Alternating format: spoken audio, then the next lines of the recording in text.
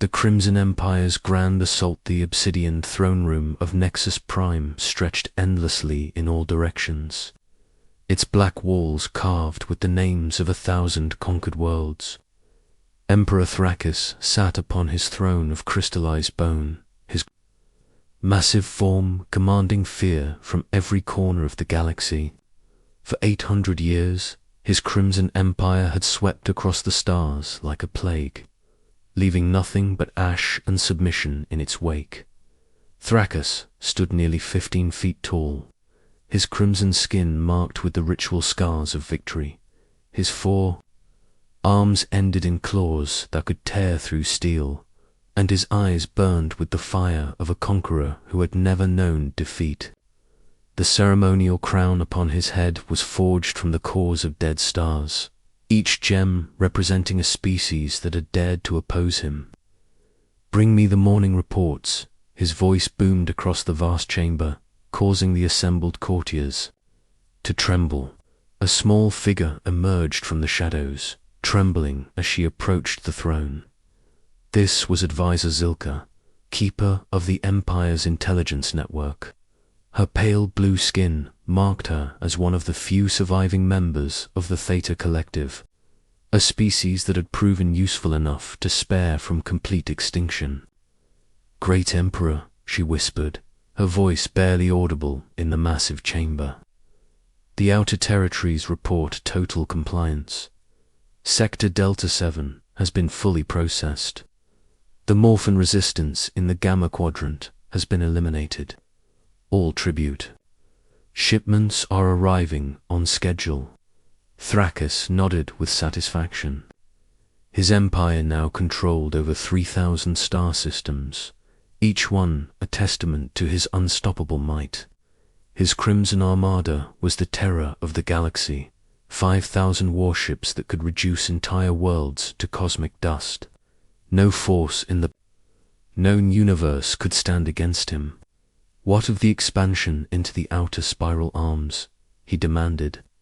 "Are there any new worlds worthy of our attention?" Zilka consulted her data tablet, her hands shaking slightly. "My lord, our deep space scouts have identified several primitive systems. Most contain only basic life forms or early civilization.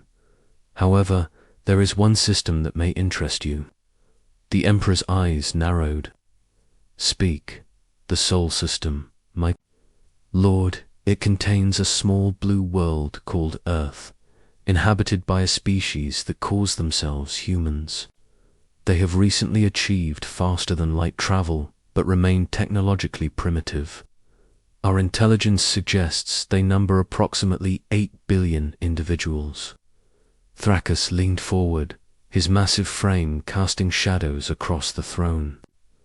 "Room 8 billion, and their military capabilities. Minimal, Great Emperor. They possess perhaps 300 vessels, most designed for exploration rather than warfare. They have no unified global government and no significant defensive systems. Our analysts estimate that a single battle group could conquer them within hours." The Emperor stood from his throne, his full height dominating the chamber. For centuries, he had crushed advanced civilizations with ease. The idea of conquering a primitive species should have bored him, but something about this opportunity sparked his interest. "Summon Admiral Corvin," he commanded. "I have a task for him." Within moments, Admiral Corvin strode into the throne room. He was a veteran of countless campaigns, his scarred face telling the story of 100 battles. His uniform bore the medals of victory from every major conquest in the Empire's history. He had never known defeat, and his reputation for ruthless efficiency was legendary throughout the galaxy. "You summoned me, Great Emperor?" Corvin asked, bowing deeply. "Admiral, I want you to prepare for a special mission. These humans have drawn my attention, and I believe they present an opportunity to send a message to the galaxy." Corvin's eyes gleamed with anticipation. "What are your orders, my lord?" Thrakus smiled, an expression that had terrified countless worlds. I want you to deploy the entire Crimson Armada against this single primitive world. A gasp echoed through the throne room. The full Armada had never been deployed against a single target.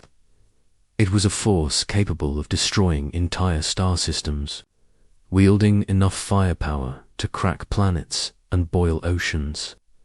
My lord, Corvin said carefully, surely such overwhelming force is unnecessary for a primitive world. A single battle group would be more than sufficient. You question my judgment, Admiral. Thraccus's voice carried a dangerous edge. Never, great Emperor. I simply seek to understand your strategy. Thraccus began to pace, his massive footsteps echoing through the chamber. The humans will serve as an example to the galaxy. When worlds see that I deployed my entire armada against a single primitive planet, they will understand that no corner of space is safe from my reach. Fear will spread like wildfire, and resistance will crumble before it even begins. Understood. My lord, how long do I have to prepare? You will depart within 3 days. I want this done quickly and completely. Leave no survivors, no trace that this species ever existed. Let their world burn as a beacon to every civilization in the galaxy. As Admiral Corvin departed to prepare the Armada, the throne room buzzed with nervous energy. The assembled courtiers had witnessed the Emperor's wrath many times, but the deployment of the entire Crimson Armada against a single world seemed excessive even by his standards. Meanwhile, in the Sol system, Commander Alina Vasquez stood in the observation deck of Lunar Defense Station, watching the routine traffic around Earth's moon. At 45 years old, she had dedicated her life to protecting humanity's expansion into space. Her dark hair was streaked with silver, and her brown eyes held the wisdom of someone who had seen humanity grow from a single world species to explorers of the solar system. The morning had been peaceful. Supply ships moved between the asteroid. Mining stations, research vessels collected data from the outer planets, and the Mars colonies reported normal operations. Earth's small fleet of exploration vessels patrolled the system's edges, searching for signs of intelligent life among the stars. Commander, called Lieutenant Zhang from the communications station. I'm picking up something unusual on the deep space sensors. Alina turned toward him. Zhang was one of her most reliable officers, calm and methodical in his approach to data analysis. If he sounded concerned, there was good reason. What do you have, Lieutenant? Zhang's fingers moved across his console, bringing up a three-dimensional display of the outer system. At the very edge of the sensor range, small red dots began to appear. Hyperspace signatures, Commander, multiple contacts emerging at the system's edge. Alina felt her pulse quicken. In the 20 years since humanity had achieved faster than light travel, they had always been the ones arriving unannounced at other systems. No one had ever come to Earth without invitation. How many contacts? She asked. Zhang's face went pale as more dots appeared on the screen. 50, 100. Commander, I'm reading over 1,000 contacts now, and more are still arriving. The command center fell silent except for the hum of computers and the sound of rapid breathing. Alina watched in growing horror as the number of contacts continued to climb. 1,000, 2,000, 3,000. Lieutenant, are you certain these readings are accurate? Yes, Commander. The deep space array is functioning perfectly. These are definitely ships, and they're massive. The smallest ones are reading as 2 miles long. The largest, Zhang paused, double-checking his instruments. Commander, some of these vessels are over 20 miles in length. Elena's mind raced. She had studied every known species in the galaxy during humanity's brief contact with galactic civilization. She had never heard of a fleet this size, belonging to any single power. "Put me through to Earth's Defense Command Priority 1, she ordered. Within minutes, Alina was connected to the highest levels of Earth's government. President Morrison appeared on her screen from his office in New Geneva, along with Defense Secretary Park and General Harrison, the head of Earth's military forces. "Commander Vasquez," the president said, his voice tight with concern. "What's the situation?" "Mr. President, we have a massive alien fleet at the edge of our system. Over 4,000 ships, possibly more. They appeared without warning and without any attempt at communication." The president's face grew grim. "Any indication of their intentions?" "Not yet, sir. But based on the size and composition of this fleet, I don't believe they're here for peaceful contact." General Harrison leaned forward. "Commander, what are our defensive options?" Alina had been dreading this question. Earth's defense force consisted of 300 ships, most of them designed for patrol and exploration rather than combat. Against thousands of enemy vessels, the odds were impossible. "Sir, I recommend we activate the Phoenix protocols immediately." President Morrison nodded grimly. The Phoenix protocols were Earth's deepest secret, a defense plan that had been in development for decades. Most of the government didn't even know the full extent of what had been prepared. "Do it," he said. Alina turned to her communications officer. "Lieutenant Torres, transmit Phoenix Code Alpha to all stations." "Authentication, Elena Savanza von Bravo." Torres's hands flew over his keyboard. Within seconds, coded signals raced across the solar system at the speed of light. To anyone monitoring Earth's communications, they would appear to be routine maintenance. Messages, but they were much more than that. On Ceres, the largest asteroid in the belt between Mars and Jupiter, Administrator Jackson received the message in his private office. He had been waiting for this day for 20 years, hoping it would never come. He walked to a hidden panel and placed his hand on a scanner. A concealed door slid open, revealing a command center filled with military equipment. "Series control to all stations," he broadcast on a secure channel. "Phoenix Protocol is now active. All units proceed to designated positions." Across the asteroid belt, mining platforms that had operated peacefully for decades suddenly revealed their true purpose. Massive cargo containers split open to reveal weapons that had been hidden for years. Automated defense systems came online, their targeting computers acquiring the approaching alien fleet. On Europa, one of Jupiter's moons, Dr. Marcus Chen was studying ice samples when his computer chimed with an incoming message. He read the Phoenix code and immediately sealed his laboratory.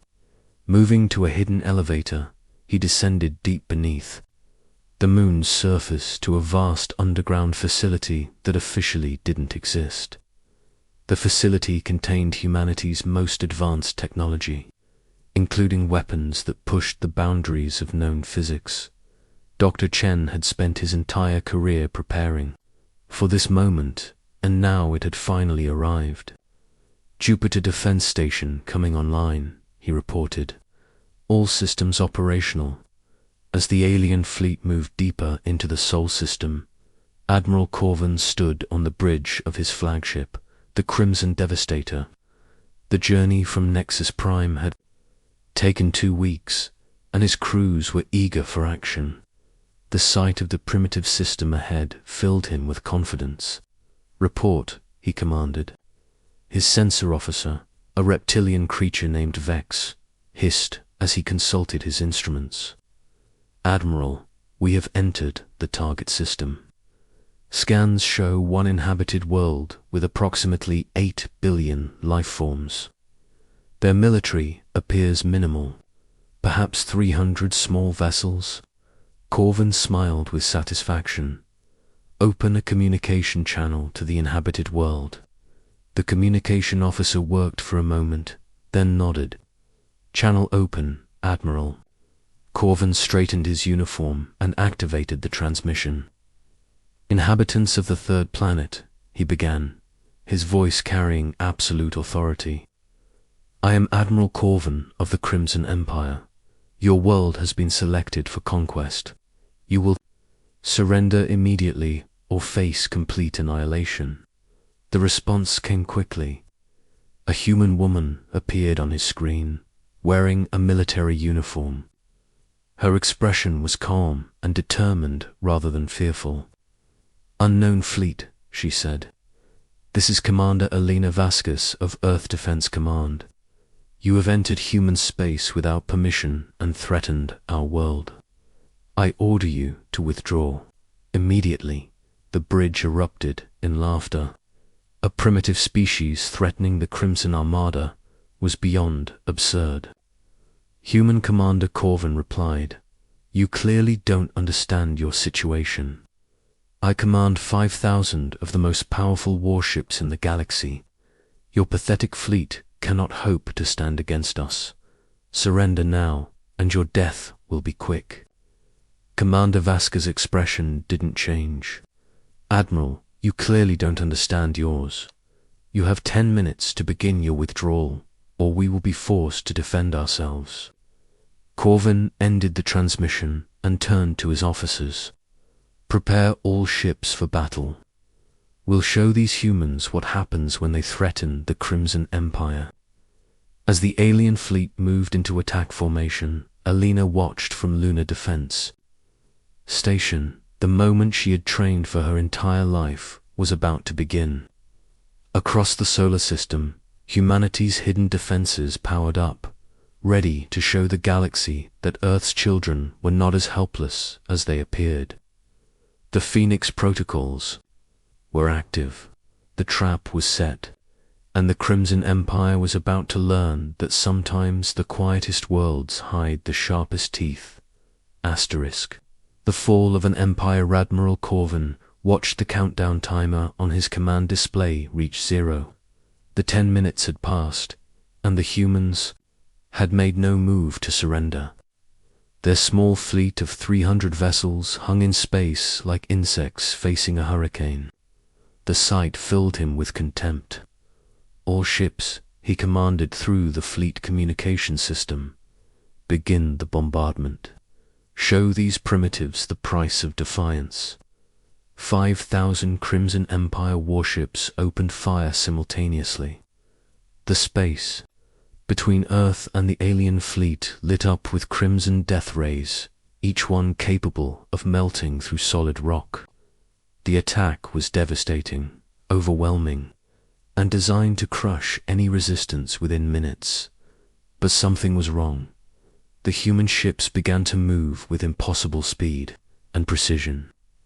They weaved between the crimson beams like dancers, their movements coordinated with mathematical perfection.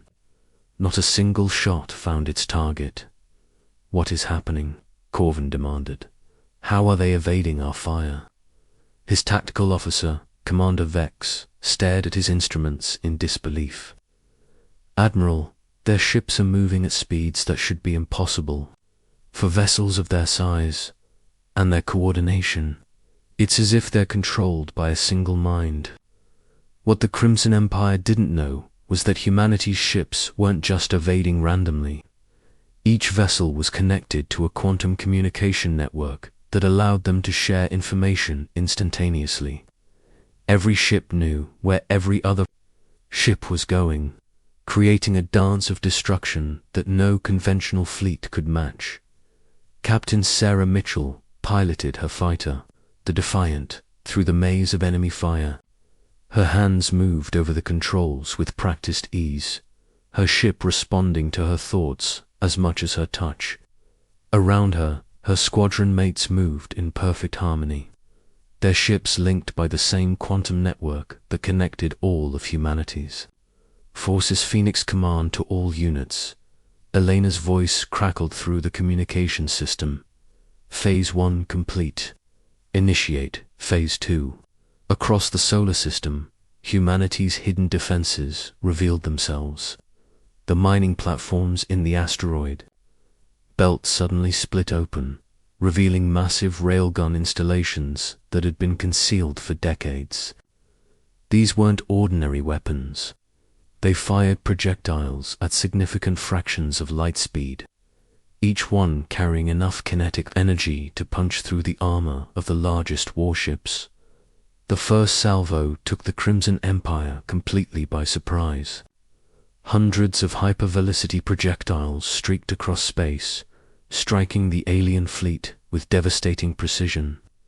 Ships that had terrorized the galaxy for centuries exploded in brilliant flashes of light. "Impossible," Corvin shouted. "Where did those weapons come from?" His answer came in the form of a second salvo, this one even more devastating than the first. The hidden bases on Europa, Ganymede, and Titan opened fire with weapons that the Crimson Empire had never seen before.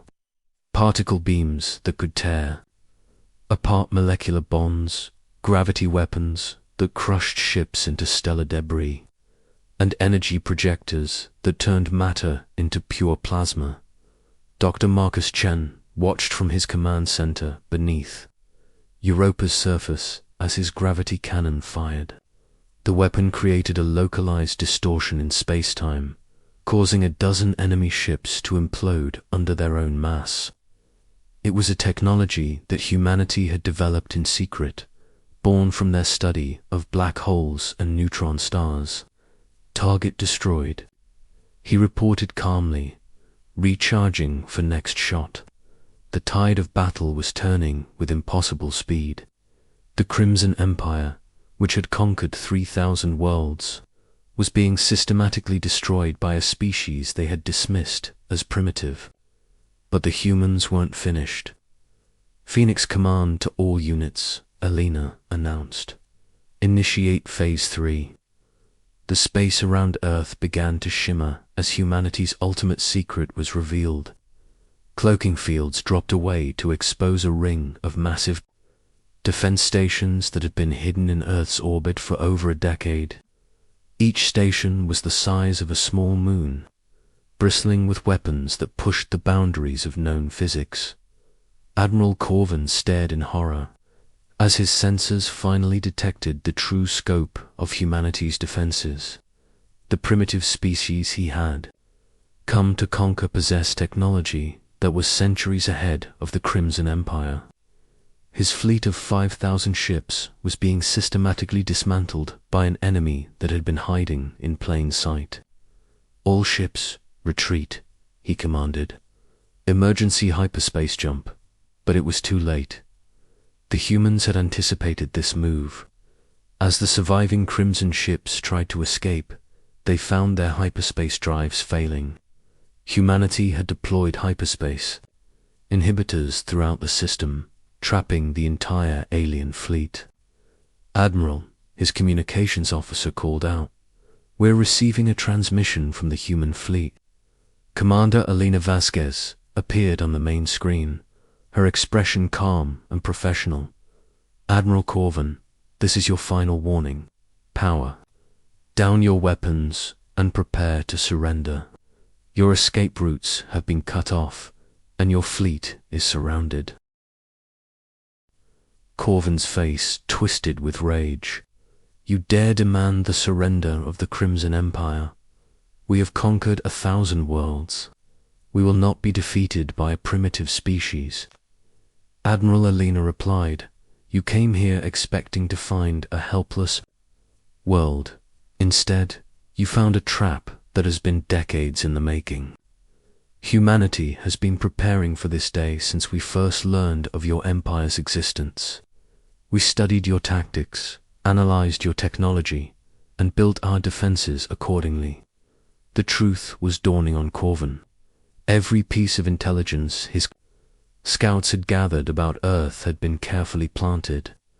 The humans had wanted to appear weak and primitive while secretly building the most advanced defense network in the galaxy.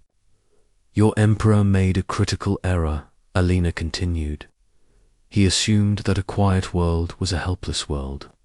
But sometimes, the most dangerous enemies are the ones who prepare in silence. As if to emphasize her point, another wave of human weapons fired. The remaining crimson ships began to fall like autumn leaves. Their supposedly invincible armor no match for humanity's advanced technology.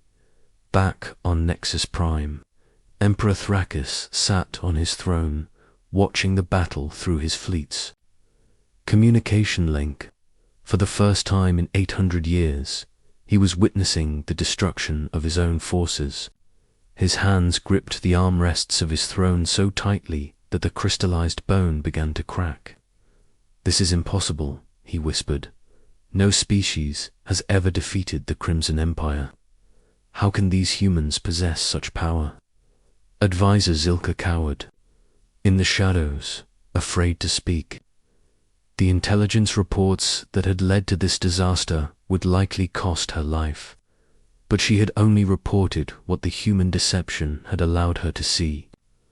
"My lord," she finally managed, "perhaps we should consider negotiation. If we can learn their technology, silence." Thrakus roared. "The Crimson Empire does not negotiate with inferior species." But even as he spoke, he knew his empire was doomed. The humans had demonstrated technology that was beyond anything in his arsenal. If they could destroy his entire armada, what chance did the rest of his forces have? In the Sol system, the battle was reaching its conclusion. Captain Sarah Mitchell and her squadron had destroyed the last of the Crimson fighters, while the defense stations finished off the remaining capital ships. The space around Earth was filled with the debris of what had once been the most feared fleet in the galaxy. "Phoenix Command to all units," Alina announced. "Hostile fleet eliminated. Stand down from combat alert." A cheer went up from every human. Ship and station. They had done the impossible. They had defeated an empire that had terrorized the galaxy for centuries. But Alina knew this was just the beginning. "Dr. Chen," she called out over the communication network, "are you ready for Phase 4? From his command center on Europa, Dr. Chen smiled. "Affirmative, Commander. Hyperspace missiles are armed and ready." The final phase of humanity's plan was about to begin. The defense of Earth had been just the first step, using the hyperspace coordinates extracted from the captured Crimson ships. Humanity was about to deliver a message that would echo across the galaxy. Dozens of hyperspace missiles launched from hidden bases throughout the solar system. Each one carried a payload designed not to destroy, but to inform. They would travel to every major world in the galaxy, broadcasting a simple message: Earth was under human protection, and any empire that threatened peaceful worlds would face the same fate as the Crimson Empire. But some of the missiles carried a different payload. They were headed for the worlds that the Crimson Empire had conquered, carrying technology that would allow those oppressed species to free themselves. Humanity had not just defeated a tyrant, they had liberated an entire galaxy. Emperor felt the first explosions rock his palace as the human missiles reached Nexus Prime. But these weren't weapons of mass destruction. They were liberation devices designed to free the billions of slaves who had been forced to build his empire. As his throne room filled with smoke and the sounds of revolution, Thrakus realized the full scope of what had happened. The humans hadn't just defeated his fleet, they had orchestrated the downfall of his entire empire. Every world he had conquered was now rising up against him, armed with human technology and inspired by humanity's example. "My Lord," Zilka whispered, "perhaps it's time to consider surrender." Thrakus looked at his crumbling empire and finally understood. The humans had been preparing for this moment for decades. They had studied not just his military tactics, but his entire civilization. They had identified every weakness, every flaw in his empire, and exploited them all at once. "Send a message to the human fleet," he said quietly. "Tell them ... tell them the Crimson Empire surrenders." Back on Lunar Defense Station, Alina received the surrender message with a mixture of relief and satisfaction. The plan had worked perfectly. Humanity had not just defended itself, it had liberated countless worlds and brought hope to species that had lived in fear for centuries. "Commander," Lieutenant Zhong called out, "we're receiving messages from across the galaxy. Dozens of species are requesting alliance with Earth. They want to join a coalition for mutual defense." Alina smiled. The Phoenix Protocols had been about more than just defending Earth. They had been about establishing humanity as a force for peace and freedom in the galaxy. The quiet species from the small blue world had just announced their presence to the universe. And the message was clear. No tyrant would ever again threaten the innocent without facing the united strength of free worlds. As the debris of the Crimson Fleet drifted through space, Alina thought about the future. Humanity had passed its greatest test, not through conquest or domination, but through preparation, ingenuity, and the determination to protect those who couldn't protect themselves. The galaxy had learned an important lesson, sometimes the most powerful forces are the ones that choose to remain silent until the moment comes to speak. And when humanity finally spoke, the universe listened. The age of the Crimson Empire was over. The age of the Galactic Alliance had begun. And at its heart was a small blue world whose children had proven that courage, preparation, and the will to defend freedom could overcome any tyranny. The Phoenix had risen, and the galaxy would never be the same. Asterisk.